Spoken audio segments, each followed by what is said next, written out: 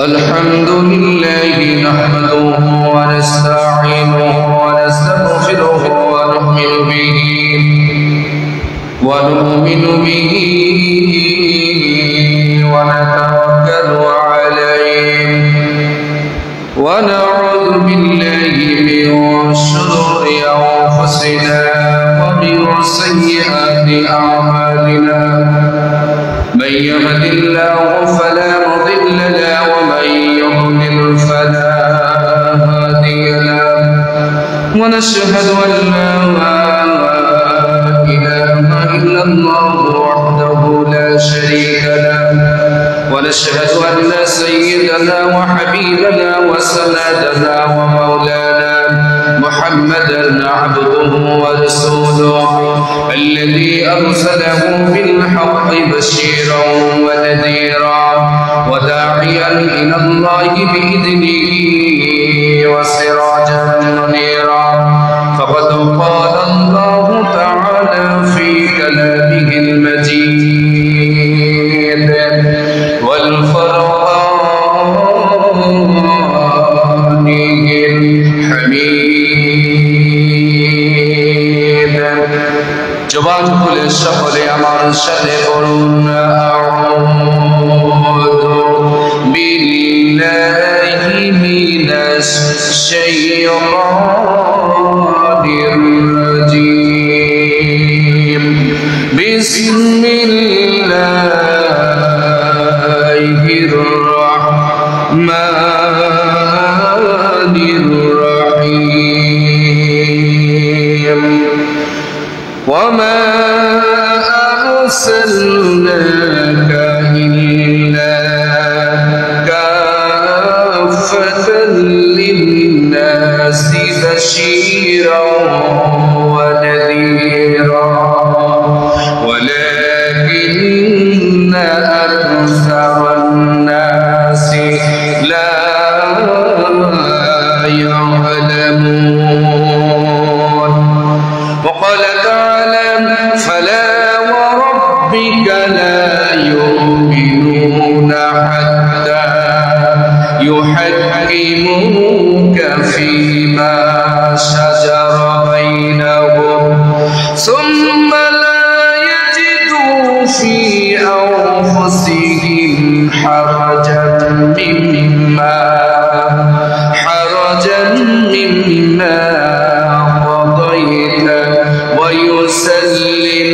ويسلموا تسليما صدقت يا ربنا সকলে আওয়াজ দিয়ে জোরে সরে বলুন আল্লাহু আকবার আরো জোরে বলুন আল্লাহু আকবার عن أبي هريرة رضي الله تعالى عنه قال قال رسول الله صلى الله عليه وسلم لا يؤمن أحدكم حتى أكون أحب إليه من والده وولده والناس أجمعين وقال عليه الصلاة والسلام لا يؤمن أحدكم حتى يكون هواه تبعا لما جئت به وقال تعالى في شأن رسوله إن الله وملائكته يصلون على النبي يا أيها الذين آمنوا صلوا عليه وسلموا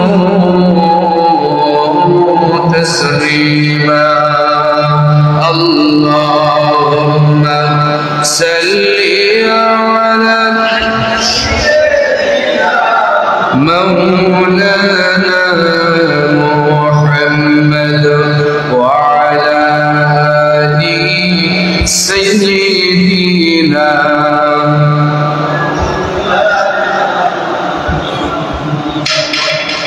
আপনারা এখনো ভয় আছেন নাকি ভয় আছেন মাশাআল্লাহ আর ভয় পাওয়ার কোনো সুযোগ নাই গতবার আসছিলাম সে সময় ওই দিনকে যেন কাকে ধরে নিয়ে যাবে তাই না এখনো সে লিডারও নাই কেউ নাই লিডারের গোশত মাংস খুঁজে পাওয়া যায় নাই কথা বলেন ঠিক না তো এখনো সময় আছে, সতর্ক হন, তা না হলে আল্লাহ এমন সুযোগ দেবে যে জানাজাটুকুনো হবে না। সারা জীবন লোকের জানাজা পড়েছি, নিজের জানাজা হয় নাই, তার মানে আল্লাহ সন্তুষ্টির জন্য আমরা জানাজা পড়তে পারিনি। এটাই হচ্ছে প্রধান। শুনলাম যে 5000-এর অধিক জানাজা পড়েছে। 5000 অধিক জানাজা পড়েও নিজের জানাজা হয়। তার মানে আল্লাহর খুশি হয়নি জানাজার ভিতরে। লোক দেখানো জানাজা পড়েছি। জানাজা পড়বেন কার খুশির জন্য? যে লোক আল্লাহর খুশির জন্য জানাজা পড়ে সে কি শয়তানের দল করতে পারে? সে শেখ হাসিনার দল করতে পারে? কথা বলেন। এই নামটা গত 15 বছর নিতে পারিনি। এই শেখ হাসিনার নামটা নিয়ে কি ওয়াজ করা গেছে? অলিতে এতক্ষণ টেলিফোনই আর আন্ডারে। আমরা তো হাল ছেড়েই দিয়েছিলাম যে আর মনে হয় হবে না। 2024 সালে 7ই জানুয়ারি যখন আবার প্রহসনী নির্বাচনের মাধ্যমে যখন আবার ক্ষমতায় গেল, আমরা মনে করলাম এই বিডি না মরা পর্যন্ত আর মনে হয় আমাদের কপালে আর শান্তি নেই। কথা ঠিক কিনা?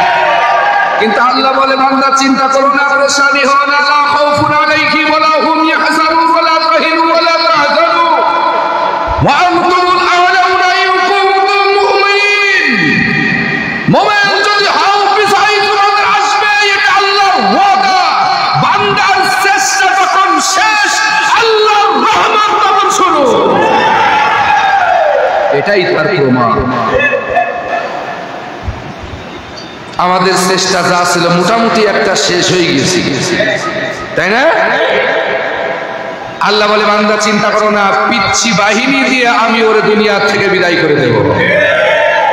যুগে যুগে আল্লাহ বড় বড় দলকে ক্ষুদ্র ক্ষুদ্র বাহিনী দিয়ে আল্লাহ অতীতে পরাজিত করেছে।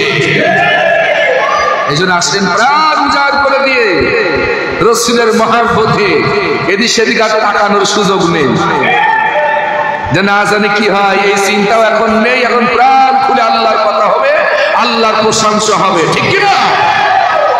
মহাব্বতের সাথে সবাই বলুন আল্লাহুম্মা সাল্লি আলা। একটু ইকো দেন, হালকা সাউন্ডটা দেন, ইকোর সাথে সাথে সাউন্ডটা দেন। ওয়া আলা আলি সাইয়্যিদিনা, সাউন্ড বাড়াই দেন। মাওলানা পাইলে নিরালাই গো নবী, পাইলে নিরালাই, পাইলে নিরালাই গো নবী, পাইলে নিরালাই। দুই কদমে চুমু খাবো, দুই কদমে চুমু খাবো, চরণ ধুলি মাখবো গায়ে, পাইলে নিরালাই গো নবী, পাইলে নিরালাই, পাইলে নিরালাই গো নবী, পাইলে নিরালাই।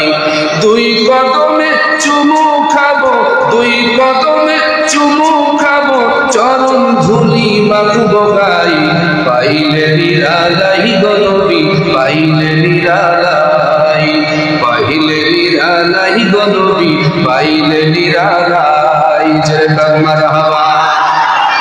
দয়াল নবী কত দূরে,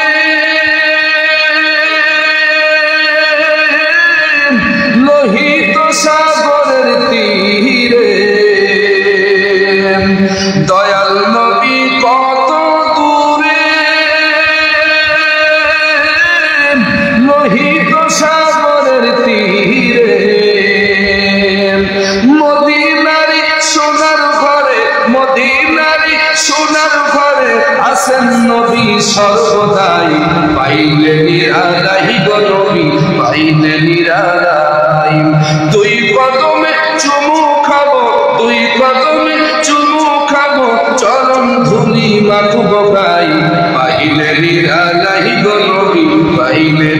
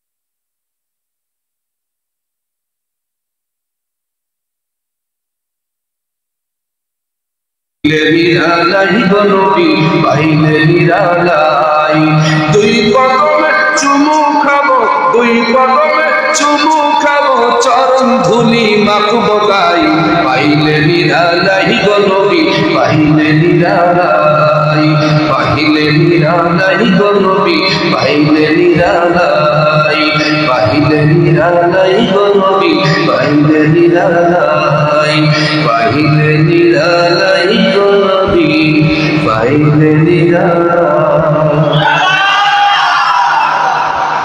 الحمدلله رب العالمين والصلاة والسلام على أشرف الأنبياء والمرسلين وعلى آله وأصحابه أجمعين উপস্থিত আজকে সিরাত মাহফিলে সম্মানিত পরিচালক আমার শ্রদ্ধাভাজন বড় ভাই অত্যন্ত প্রিয় মানুষ কলিজার মানুষ ইসলামী আন্দোলনের নিবেদিত প্রাণ নির্ভীক সৈনিক ত্রিশাতপুর ইউনিয়নের বাংলাদেশ জামাত ইসলামীর সংগ্রামী সেক্রেটারি আমার ভাই শহীদুর রহমান স্যার অবস্থিত আছেন অন্যান্য নেতৃবৃন্দ সামনে বসা অত্র এলাকা অত্র মহল্লার আমার একান্ত প্রিয় আপনজনের তিনি ভাইয়েরা আমার পিতৃসমতুল্য মুরব্বী বাবাজিরা আমার সমবয়সী যুবক ভাইয়েরা অত্র অত্র আলে মাইকের আওয়াজ দ্বারা শুনছেন আমার সম্মানিত মা এবং বোনেরা আপনাদের সকলের প্রতি আমার অন্তরস্থল থেকে সালাম জানাই আসসালামু আলাইকুম ওয়া রাহমাতুল্লাহি ওয়া বারাকাতুহু আল্লাহ শুকরিয়া আদায় করি যে আল্লাহ তাআলা প্রকাশ্যে আমাদেরকে কথা বলার সুযোগ করে দিয়েছে দীর্ঘ 15টি বছর গোটা দেশটা ছিল একটা বন্দিশালা আমরা বাইরে থাকলেও আমাদেরকে কথা বলতে দেওয়া হয়নি আমাদের মতকে প্রকাশ্যে প্রকাশ করতে দেওয়া হয় নাই অনেকে সশরীরে ছিল জেলখানায় অনেকে জেলখানার বাইরে থেকেও একটা মনে হয় অশান্তি বিরাজমান ছিল মনের ভিতরের কথা আমরা প্রকাশ করতে পারি নাই আমাদের কণ্ঠ নালীকে চেপে ধরা হয়েছিল সে অমাবস্যার অন্ধকার কাটিয়ে আল্লাহ তাআলা আমাদেরকে বৈষম্য বিরোধী ছাত্র আন্দোলনের মাধ্যমে এদেশের 16 বছর আমাদের মাথার উপরে যে স্বৈরাচার বসেছিল এদেশের তৌহিদি সাধারণ পিচ্চি বাহিনী জনতার জীবনের মাধ্যমে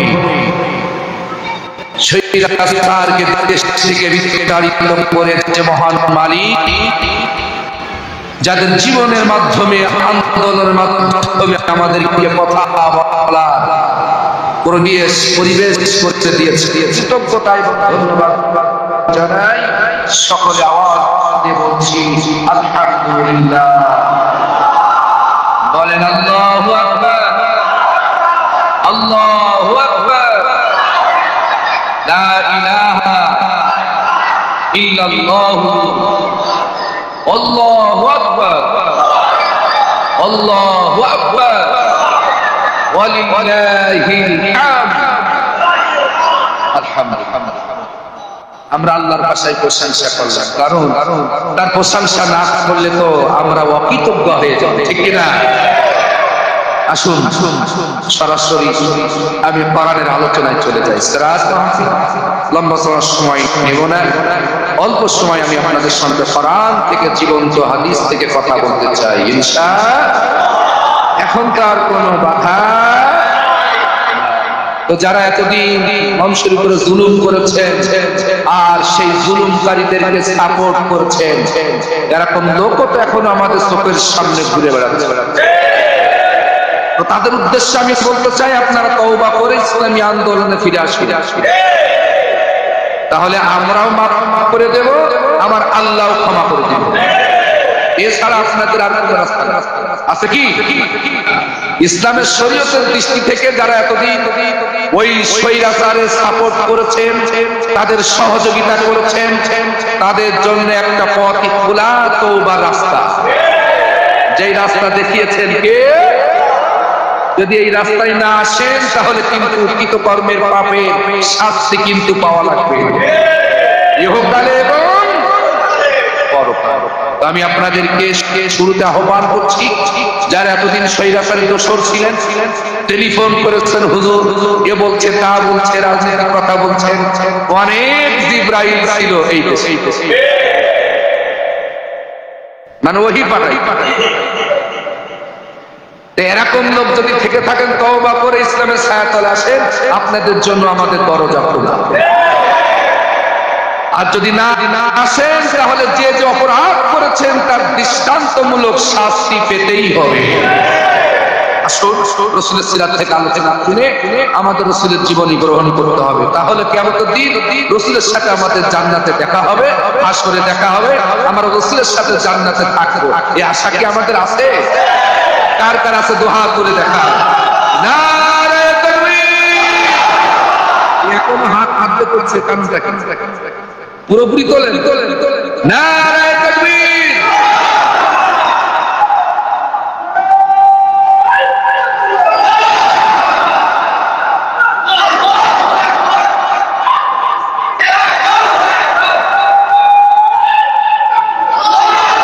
আলহামদুলিল্লাহ, আলহামদুলিল্লাহ। আমার সাথে পড়েন, আউযু বিল্লাহি মিনাশ শাইতানির রাজীম। বিসমিল্লাহির রাহমানির রাহিম। ওয়ামা أرسلناك إلا كافة للناس بشيرا ونذيرا ولكن أكثر الناس لا يعلمون. আল্লাহ পাক বলেন, ওয়ামা আরসালনাকা ইল্লা কাফাতাল লিন-নাসি বাশীরান ওয়া নাযীরান। আল্লাহ পাক বলেন, নবীজি আপনাকে মানুষের জন্য পাঠানো হয়েছে, প্রেরণ করা হয়েছে। মানুষকে আপনি সুসংবাদ দিবেন, জান্নাতের শুভ সংবাদ দিবেন, আমার নিয়ামতের শুভ সংবাদ দিবেন। কিয়ামতের ময়দানে যে যে নিয়ামতগুলো আমি তাদের জন্য রেখে দিয়েছি তাদের সুসংবাদ দিবেন। ওয়া নাযীরা, আর এই দুনিয়ায় যারা আমার নাফরমানি করবে তাদেরকে ভয় দেখাবেন, জাহান্নামের ভয় দেখাবেন, কিয়ামতের ময়দানে কঠিন শাস্তির ভয় দেখাবেন। যে কথা সম্পর্কে আল্লাহ পাক কোরআন কারীমের ভিতরে পরিষ্কার করে বলেন, ওয়াত্তাকু ইয়াওমান লা তাজজি নাফসুন আন নাফসিন শাইআ ওয়া লা ইউকবালু মিনহা শাফাআ ওয়া লা ইউখাযু মিনহা আদলু ওয়া লা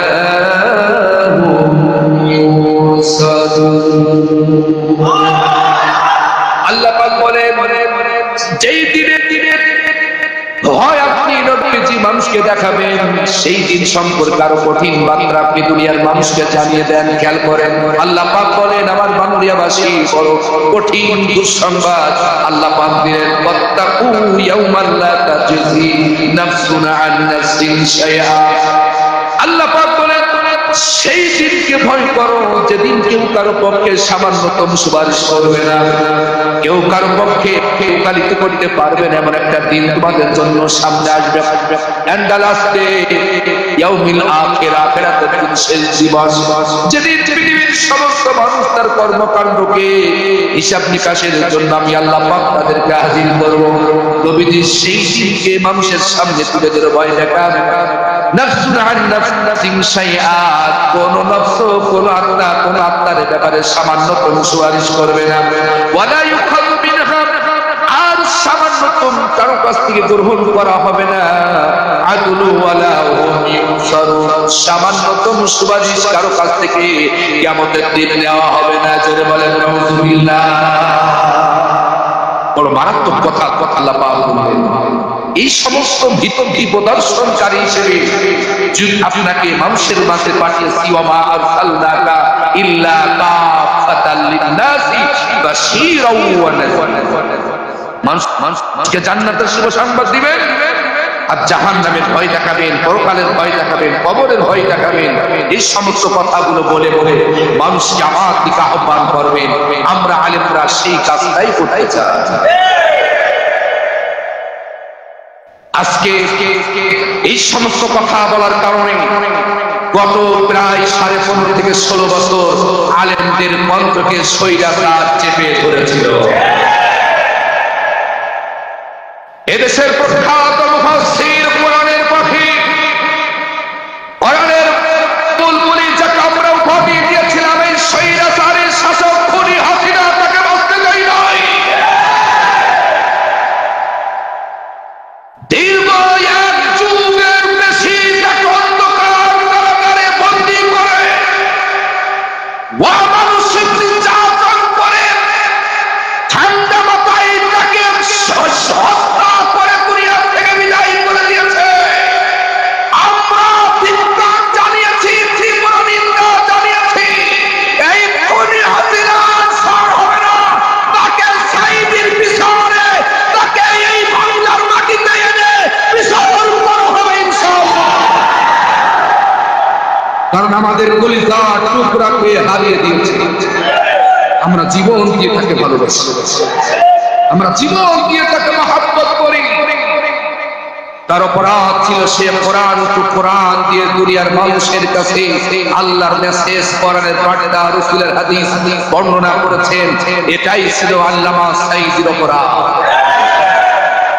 আমার প্রিয় বাংলাবাসী, এর আগেও বলেছি, এখনো বলছি, শুধু উপরিবেশ ভালো হয়েছে এই বলে আমি বলছি তা না। আমার বক্তৃতা আপনারা আগেও শুনেছেন। এই 16 বছরেও আমি দৃঢ়তার সাথে কথা বলেছি, স্পষ্ট কথা বলেছি।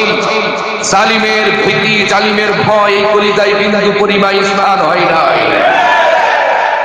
তবে এখন আর একটু পরিষ্কার হয়ে যাবে। যেগুলো বলতে পারি নাই, রাষ্ট্রীয়ভাবে প্রতিবন্ধকতা ছিল, সেগুলো এখন প্রকাশ্য হবে ইনশাআল্লাহ। আল্লাহ তাআলা যেন বাংলাদেশের জমিনটাকে কোরআনের রাস, কোরআনের রঙে যেন রঙিত করে দেন। বলেন আমিন। এছাড়া বাঁচার উপায় নেই। আপনি যে জাতীয়তাবাদে বিশ্বাসী করেন, কোরআন সুন্নাহ বাদ দিয়ে অন্য দল করেন, অন্য মত করে আপনি বেহেশতে যাওয়ার আশা করছেন, অসম্ভব। আয়াত করেছি, আমি সেদিকে যাব ইনশাআল্লাহ। তাহলে রাসূলের দায়িত্ব ছিল কোরআন দিয়ে মানুষকে জাহান্নামের ভয় দেখানো, জান্নাতের সংবাদ দেয়া। এটাই ছিল রাসূলের আগমনে একটি মেসেজ। আরেকটি গুরুত্বপূর্ণ মেসেজ, রাসূল কেন এসেছেন, কি জন্য পাঠানো হয়েছে, আল্লাহ পরিষ্কার বলছেন, হুয়াল্লাযী আরসালা রাসূলাহু বিল হুদা ওয়া দীনিল হক লিইয়ুযহিরাহু আলা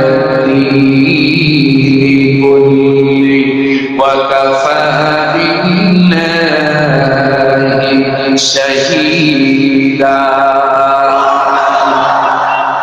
সূরা ফাতির 28 নম্বর আয়াতে কারিমাতে আল্লাহ তাআলা বলেন, ওয়াল্লাযী আরসালা রাসূলাহু বিল হুদা ওয়া দীনিল হক,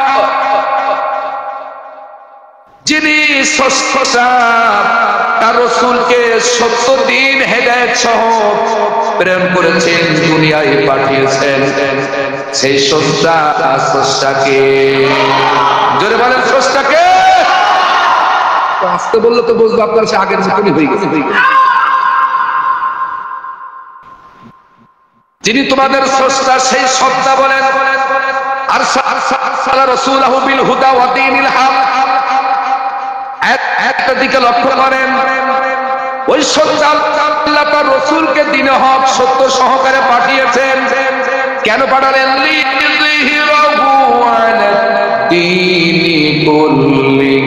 উদ্দেশ্য হচ্ছে এটাই, লক্ষ্য হচ্ছে এটাই, মিশন হচ্ছে এটাই।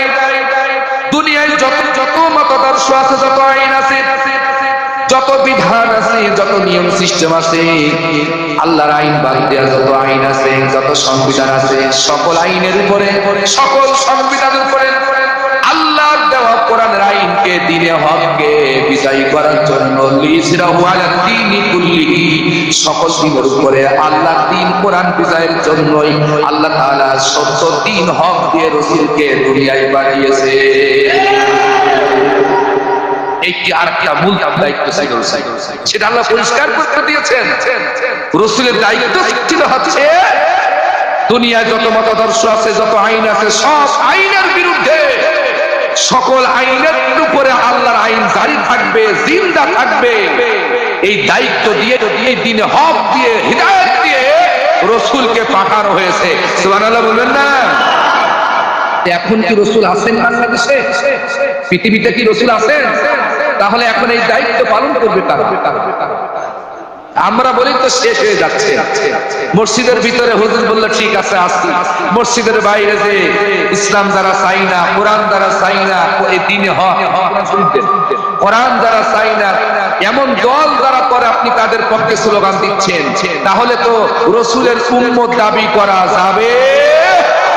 উম্মত আপনি আছেন, তবে দুই নম্বর উম্মত আপনি হয়েছেন ঠিক আছে, কিন্তু দুই নম্বর উম্মত যারা 5 ওয়াক্ত সালাত আদায় করে না, নামাজ পড়ে না, আল্লাহর দ্বীনে হক জারি হোক এই আন্দোলন যারা করে না, তারা রাসূলের উম্মত দাবি করে ঠিক আছে, কিন্তু দাবিটা 1 নম্বর না, দাবিটা 2 নম্বর।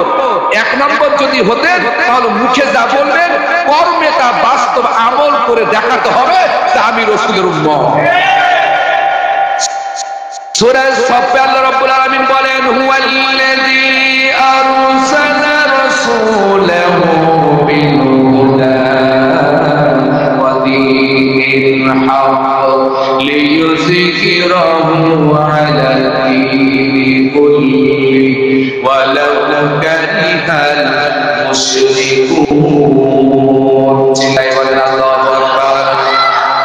আবার জাবরা কাল লাগান সিরাত মাহফিল রাসূলের জীবনী থেকে আলোচনা, গুরুত্বপূর্ণ কথা আল্লাহ পাক সূরা সাফের ভিতরে একই কথা আবার বললেন, ওয়াল্লাযী আরসালা রাসূলাহু বিল হুদা ওয়া দীনিল হক, যিনি সেই সত্যতার রাসূলকে দ্বীনে হক সহ পৃথিবীতে পাঠিয়েছেন। তার দায়িত্ব কর্তব্য কি, তার মিশন ভিশন কি ছিল, তার লক্ষ্য উদ্দেশ্য কি ছিল, আল্লাহ পাক কেন পরিষ্কার করে দিলেন? লিযহিরাহু আলা দীনি কুল্লি। সূরা সাফের ভিতরে আল্লাহ একই কথা বললেন যে দুনিয়ার সমস্ত দ্বীনের উপরে, আইনের উপরে আমার দ্বীনে হককে প্রতিষ্ঠা করার জন্য এই সত্য দ্বীন সহ আমি আল্লাহ পাঠিয়েছি। ওয়ালাউ কারিহাল মুশরিকুন, এই দ্বীনে হক জারি করার জন্য আমার রাসূল যে কর্মসূচি গ্রহণ করেছে, এই কর্মসূচিতে কাফেররা যতই ছটফট করুক না কেন, যতই জ্বালা পোড়া তারা করুক না কেন, যতই অঞ্জলা তাদের শরীরে হোক না কেন, মনে হোক না কেন, আল্লাহর দ্বীন পৃথিবীতে জারি হবে, এই দায়িত্ব রাসূল পালন করবে।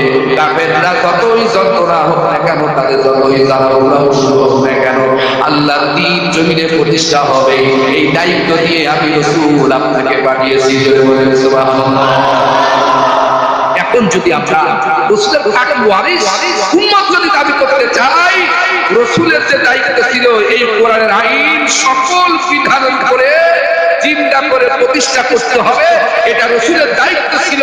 এখন আর রাসূল নাই, এখন আমাদের দায়িত্ব হচ্ছে আন্দোলন করে, সংগ্রাম করে, মিটিং করে, মিছিল করে, যেভাবেই হোক না যুদ্ধ করে, জিহাদ করে, যা যা প্রয়োজন আল্লাহর দ্বীন জারি রাখার জন্য যা যা করার দরকার তাই করে এই পৃথিবীতে আল্লাহর দ্বীন জারি করতে পারলেই আমরা দ্বীনে হকের উপরে থাকবো, সঠিক পথে থাকবো, রাসূলের উম্মত দাবি করা যাবে। এছাড়া আপনি নামাজ পড়বেন, রোজা করবেন, হজ করবেন, যাকাত দিবেন, আবার নামাজের বাইরে যে আপনি সংগঠন করবেন, দাড়ি চাচা, গোপালা, বেনামাজি, সুদখোর, ঘুষখোর, ইয়াবাখোর, নারীখোর, বাম্বাই সন্ত্রাসী, তাদের পক্ষে আপনি চলবেন। আপনার মতো যাবে না। একেবারে ক্লিয়ার কথাই স্পষ্ট কথা। ফিরে আসুন, আমি আপনাদেরকে হাতে ধরে বলে যাচ্ছি, আসুন আমরা সবাই মরণশীল, আমরা মারা যাব। এই পৃথিবীতে আমরা কেউ থাকবো না। অতীতে যারাই ক্ষমতা তারপর দেখিয়েছেন কিছুদিনের জন্য, শুধু আল্লাহ সময় দেন দেখি বান্দা ফিরে আসে কিনা। 16 বছর আল্লাহ টাইম দিয়েছে, বারবার জনগণের সাথে ধোঁকাবাজি করেছে। এখন কিছু ভাইয়েরা ফেসবুকে লিখছে দেখছি, নির্বাচনে যে উনারা ছাড়া, আওয়ামী লীগ ছাড়া এত বড় একটা বড় দল, আওয়ামী লীগ ছাড়া নির্বাচন হয় কেমনে? আপনারা এতদিন কেমন করছেন? এত তাড়াতাড়ি ভুলে গেলে? 16 বছর যাক, তারপরে ভুলে, ঠিক কিনা? বেশি লাভালাভি করেন না, সব কিন্তু লাল কালি পড়ে যাচ্ছে। মাথায় রাখেন, যুবকদের উদ্দেশ্যে আমি বলছি, এখান সেখানে বেশি লিখালিখি করেন না, সব কিন্তু লাল কালি পড়ে যাবে। যদি লিখতে হয় সত্যের পক্ষে কলম ধরতে হবে, যদি লিখতে হয় সত্য কথা লিখবেন। এদেশের মেধাবী ছাত্রদের বুকে পশুর মতন গুলি চালিয়েছে, তার পক্ষে আপনি কথা বলেন, কণ্ঠনালী কিন্তু ছিঁড়ে টুকরো টুকরো করে দেব। এখনো রক্তদান আমাদের সময় নয়, এখনো হসপিটালের ক্লিনিকে আমার সোনার ভাইয়েরা ওকালতের ডাক্তার সেই জালিমের পুরে হাতে কথা বলে, ঠিক না? সেই জালিমের পক্ষে কথা বললে শুধু কণ্ঠনালী ছিঁড়ে ফেলে দেব। এদেশে অনেক ক্ষতি হয়ে গিয়েছে, অনেক ক্ষতি হয়ে গিয়েছে আমার সোনার বাংলাদেশে। আর সেই রকমের পক্ষে কথা বললে রেহাই কিন্তু দেওয়া হবে না। এখনের সময় আছে, তওবা করে ফিরে আসতে হবে। নাকে কান্দা যাবে না। নাকে অনেক কেন্দ্রেছেন, এখন নাকে কান্দার চেষ্টা করবেন না, নাকে কান্দার চেষ্টা করবেন না, জালিমের পক্ষে বলে দিলাম।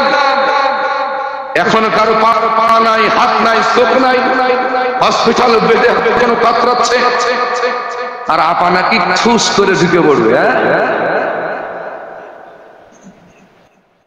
আমরা চাচ্ছি আপনি আসেন, ঠুস করে আপনি আসেন।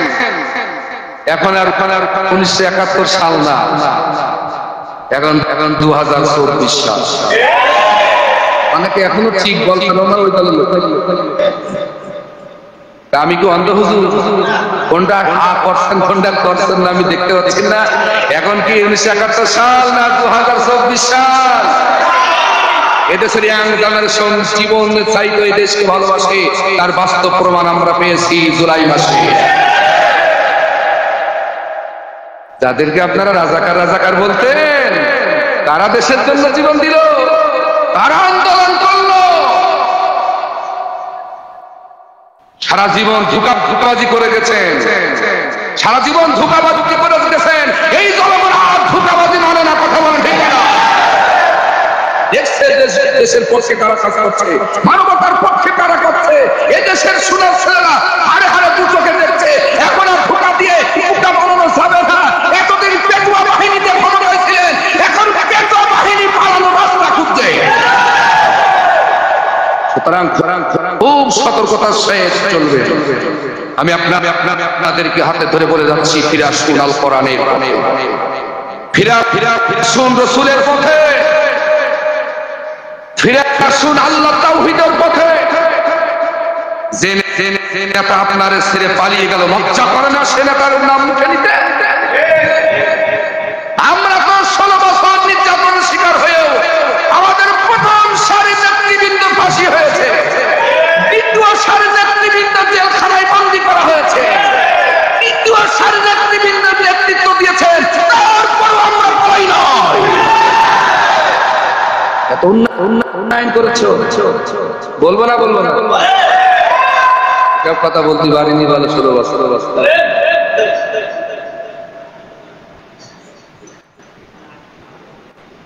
সত্যটা বলেছি, অনেক ঘুরিয়ে ফিরে মানে বলতে আবার বেরেক কেটে কোন শব্দ বলবো।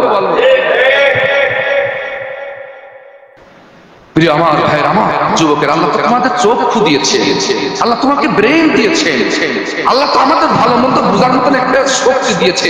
এটা বড় নিয়ামত, সুবহানাল্লাহ বলবেন না? আসেন আমরা সামনে সামনে সামনে। এরপরেও যদি আপনারা সত্যকে অসত্য বলেন, মিথ্যাকে সত্য বলেন, আপনাদের মতন গাধা, আপনাদের মতন মূর্খ, আপনাদের মতন আবু জাহেল আর কেউ হতে পারে না। একটু জিকির করেন লা ইলাহা, জোরে জোরে লা ইলাহা ইল্লাল্লাহ। ইসলাম দোকানে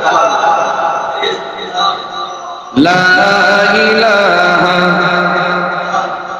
লা ইলাহা ইল্লাল্লাহ মুহাম্মাদুর রাসূলুল্লাহ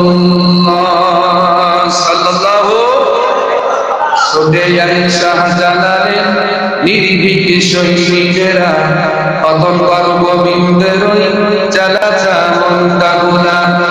এই শাহজালালের নির্ভীক সৈনিকেরা পতন কর গোবিন্দের চালাচা মন্দাগুলা। ওলিদের এই ভূমিতে কোরআনেরই মশাল জ্বালা, ওলিদের এই ভূমিতে বিপ্লবেরই মশাল জ্বালা। এই শাহজালালের নির্ভীক সৈনিকেরা পতন কর গোবিন্দের চালাচা মন্দাগুলা। এই শাহজালালের নির্ভীক সৈনিকেরা পতন কর গোবিন্দের চালাচা মন্দাগুলা। শাহজালালের স্বপ্ন ছিল আল কোরআনে জ্বলবে আলো, শাহজালালের স্বপ্ন ছিল আল কোরআনে জ্বলবে আলো। সে আলো ছড়িয়ে দিতে, সে আলো ছড়িয়ে দিতে বিপ্লবেরই মশাল জ্বালা। এই শাহজালালের নির্ভীক সৈনিকেরা পতন কর গোবিন্দের চালাচা মন্দাগুলা। এই শাহজালালের নির্ভীক সৈনিকেরা পতন কর গোবিন্দের চালাচা মন্দাগুলা। ওলিদের এই ভূমিতে কোরআনেরই মশাল জ্বালা, ঠিক না? ওলিদের এই ভূমিতে বিপ্লবেরই মশাল জ্বালা। এই শাহজালালের নির্ভীক সৈনিকেরা পতন কর গোবিন্দের চালাচা মন্দাগুলা। এই শাহজালালের নির্ভীক সৈনিকেরা পতন কর গোবিন্দের চালাচা মন্দাগুলা। গোবিন্দের চালা তারা নাস্তিকদের দালাল ওরা, গোবিন্দের চালা তারা নাস্তিকদের দালাল ওরা। সময় থাকতে এদের ছেড়ে, সময় থাকতে এদের ছেড়ে প্রেমটা নিয়ে জলদি পালা, ঠিক না? শাহজালালের নির্ভীক সৈনিকেরা পতন কর গোবিন্দের চালাচা মন্দাগুলা। এই শাহজালালের নির্ভীক সৈনিকেরা পতন কর গোবিন্দের চালাচা মন্দাগুলা। ওলিদের এই ভূমিতে বিপ্লবেরই মশাল জ্বালা, ওলিদের এই ভূমিতে কোরআনেরই মশাল জ্বালা। এই শাহজালালের নির্ভীক সৈনিকেরা পতন কর গোবিন্দের চালাচা মন্দাগুলা। এই শাহজালালের নির্ভীক সৈনিকেরা পতন কর গোবিন্দের চালাচা মন্দাগুলা। ঠিক কিনা? শাহজালালের বিদ্যাপীঠে আসে তারা ভালোবাসাতে, শাহজালালের বাংলাদেশে আসে তারা ভাত বসাতে। রুশ ভারতের দালাল ওরা, রুশ ভারতের দালাল ওরা, পরা ওদের জুতার মালা। ওরা দেশকে ভালোবাসেনি, ওরা দেশকে ভালোবাসেনি, ওরা আসছিল ভাত বসাতে। কথা বলে ঠিক না? শাহজালালের বাংলাদেশে আসে তারা ভাত বসাতে, শাহজালালের বিদ্যাপীঠে আসে তারা ভাত বসাতে। রুশ ভারতের দালাল ওরা, দিল্লির দালাল ওরা, পরা ওদের জুতার মালা। শাহজালালের নির্ভীক সৈনিকেরা পতন কর গোবিন্দের চালাচা মন্দাগুলা। শাহজালালের নির্ভীক সৈনিকেরা পতন কর গোবিন্দের চালাচা মন্দাগুলা। ওলিদের এই ভূমিতে বিপ্লবেরই মশাল জ্বালা, ওলিদের এই ভূমিতে কোরআনেরই মশাল জ্বালা, ছুটে আয় শাহজালালের নির্ভীক সৈনিকেরা, খতম করো গোবিন্দের ওই চারাচা মন্দা বুলা। ছুটে আয় শাহজালালের নির্ভীক সৈনিকেরা, খতম করো গোবিন্দের ওই চারাচা মন্দা বুলা। ছুটে আয় শাহজালালের নির্ভীক সৈনিকেরা, খতম করো গোবিন্দের ওই চারাচা মন্দা বুলা। মুখ ফেলে বলতে পারিনি গো, শান্তি লাগতেছে। সুবহানাল্লাহ বলবেন না?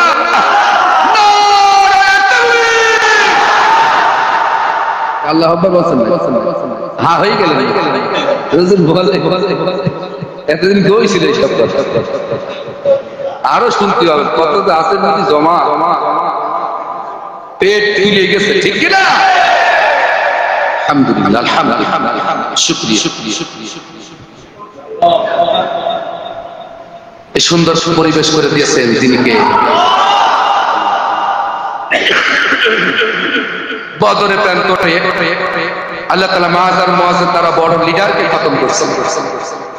কত বড় বড় আন্দোলন হলেই 16 বছরে পারলাম না, পারিছে কি? সামান্য একটা বিষয়, এক কোটা আন্দোলন, এরপরে রাজাকার দিয়ে একটা কথা মুখ পেছকে ভুলে গেল, আন্দোলন আরো তীব্র থেকে তীব্রতার হলো। এই কৌশল কার? জোরে বলেন, এই কৌশল কার? আল্লাহ বলেন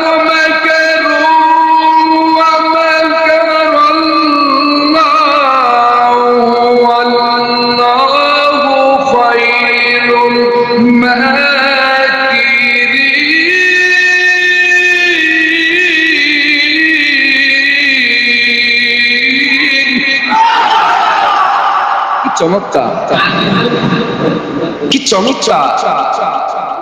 আল্লাহ পাক বলছেন কাফেররা কৌশল করে, আমি হচ্ছে সব চাইতে বড় কৌশলী। সুবহানাল্লাহ বলবেন না? সামান্য ইস্যুতেই দেশ থেকে পালাতে বাধ্য হলো। সুবহানাল্লাহ। প্রিয় বন্ধুরা আমার, কান লাগান, আসুন আমরা আল্লাহকে চাই, কোরআনকে চাই। আমরা কিয়ামতের ময়দানে কোরআনের সুপারিশ পেতে চাই, আল্লাহর সন্তুষ্টি আমরা পেতে চাই, আমরা আল্লাহ রাসূলের সুপারিশ কিয়ামতের দিন পেতে চাই। আমার আল্লাহর বান্দারা শোনো, আল্লাহ পাক তার রাসূলকে কেন পাঠালেন? দুইটা কথা এখানে বলা হয়ে গেছে। একটা আয়াতের ভিতরে বলা হলো মানুষকে ভীতি প্রদর্শনকারী হিসেবে আর জান্নাতের সুসংবাদ দেওয়ার জন্য পাঠানো হয়েছে। আর দুইটা আয়াতে বলা হয়েছে রাসূলদের দায়িত্ব ছিল আল্লাহর জমিনে আল্লাহর দ্বীনকে জারি করা। এখন আর রাসূল না, এখন আমাদের দায়িত্ব হচ্ছে এই কোরআনের আইন বাস্তবায়ন করা। যদি এটা না করতে পারেন মুনাফিক হয়ে মারা যাবেন, 2 নম্বরই হয়ে মারা যাবেন। কারণ মুনাফিকি যারা করবে তারা জাহান্নামের সব চাইতে নিম্ন স্তরে থাকবে। আমার প্রিয়বাসী, আসুন মুনাফিকি আপনারা ছেড়ে দিয়ে অতীতে যা করেছেন তওবা করেন, আল্লাহর কাছে ফিরে আসেন। আল্লাহ রাব্বুল আলামিন বলেন, বান্দারে যতই ভুল করো না কেন আমার কাছে ক্ষমা চাও, আমি আল্লাহ রাব্বুল আলামিন সব মাফ করে দেব। আল্লাহ পাক বলেন, কুল ইয়া ইবাদিয়াল্লাযীনা আসরাফু আলা আনফুসিহিম লা তাকনাতু মির রাহমাতিল্লাহ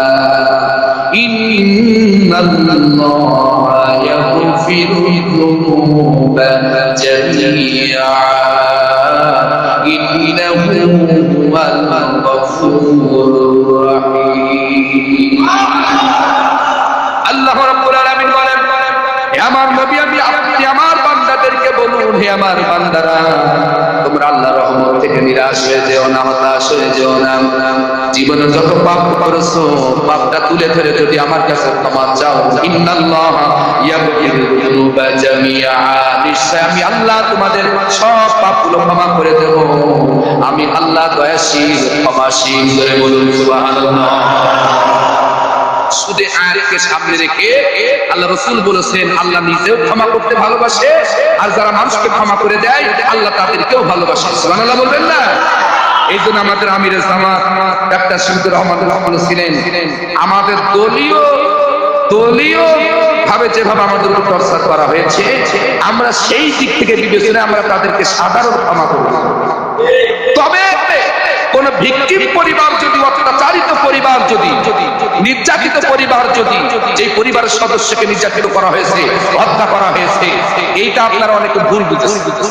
এই কথাটা আপনারা বুঝেন, এইটা তিনি বলেছেন, এটা আপনার শুধু আপনারা প্রথম লাইনটা ধরেছেন, কিন্তু দ্বিতীয় লাইনে যে তিনি আবার কিন্তু বলে ভিকটিম পরিবার বলেছেন। কোন অত্যাচারিত ভিকটিম পরিবার যদি আইনের আশ্রয় চায়, তার ভাইয়ের বিচার চায়, তার ছেলের বিচার চায়, তার বাপের বিচার চায়, তাহলে আমরা যা যা করার দরকার আমরা সহযোগ করব। আর ওনারা উল্টো ফতোয়া দিয়ে বেড়াচ্ছে। আন্দাজে বিরুদ্ধে করেন না, যখন সাথে ছিল তখন হলো সঙ্গী, আর এখন দূরে সরে যাচ্ছে বলে এখন হয়ে যাচ্ছে জঙ্গি। সবাই আমাদের ব্যবহার করতে চায়, কথা বলেন। এই জন্য এখন একটা স্লোগান হবে, সব দল দেখা শেষ, জামাত ইসলামী। অনেকে বলছেন না, আমি সবার মুখ দিয়ে শুনতে চাই, সব দল দেখা শেষ। আজকাল ভাই, আমি তো অন্ধ হুজুর, আমি তো দেখছি আপনার ধরে দেবো বলো, আপনি বলো ছাড়বার না নেই। এই আমার আজকে ইসলাম ভাই বলে ধরে নিয়ে গিয়েছে, আমার এখন স্বাস্থ্য হয় ধরলে কি করে, কিছু করার সারা জীবন তো খুব কাটি পাচ্ছি, কিচ্ছু করার নেই। এখন জেলে থেকে দেখেন কেমন মজা লাগে, কথা বলেন। সারা জীবন বুঝাইছি, বোঝেন নাই। ইসলাম ভাত চেনেন না, চাকলা, তাকে ধরে নিয়ে গেল আসরে পরে। তারপরও আমি আপন ভাই তো, স্বাস্থ্য ভাই তো, রক্তের জিনিস কষ্ট লাগে, কিন্তু অপরাধ। আমি ফোন দিছি, তো ফোনটা রিসিভ করলো থানার ভিতর থেকেই, বলে তুমি আসছো। আমি বললাম আমার তো একটু দোয়া আর অনুষ্ঠান দেওয়া আছে, দেখি সেরে যাওয়া যায় কি, দেখা করে আসা যায়।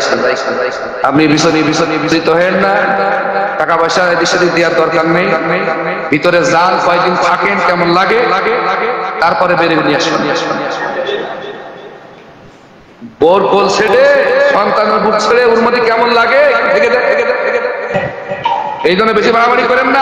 আমরা কিন্তু ভুলিনি বলে ভাব মনে আছে, ভাব মনে আছে আপনার ভাই। বেশি বাড়াবাড়ি করবেন না, কোন রকম জালিমের পক্ষে স্বপ্নও যেন দেখবেন না।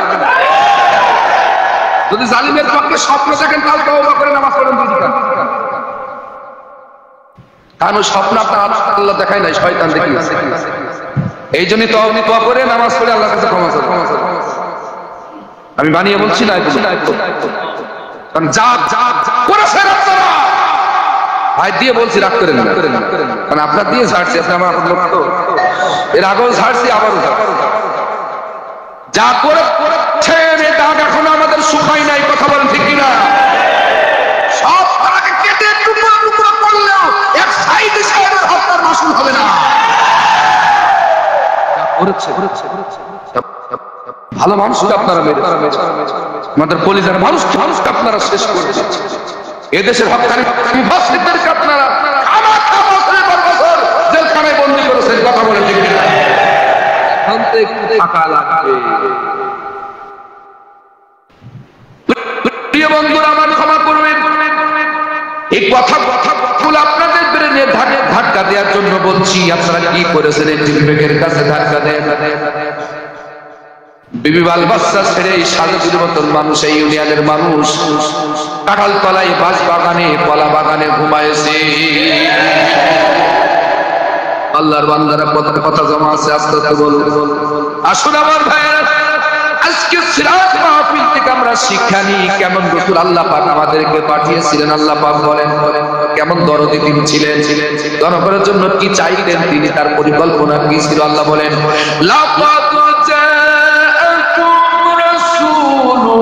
من أنفسكم عزيز عليه ما عنتم حريص عليكم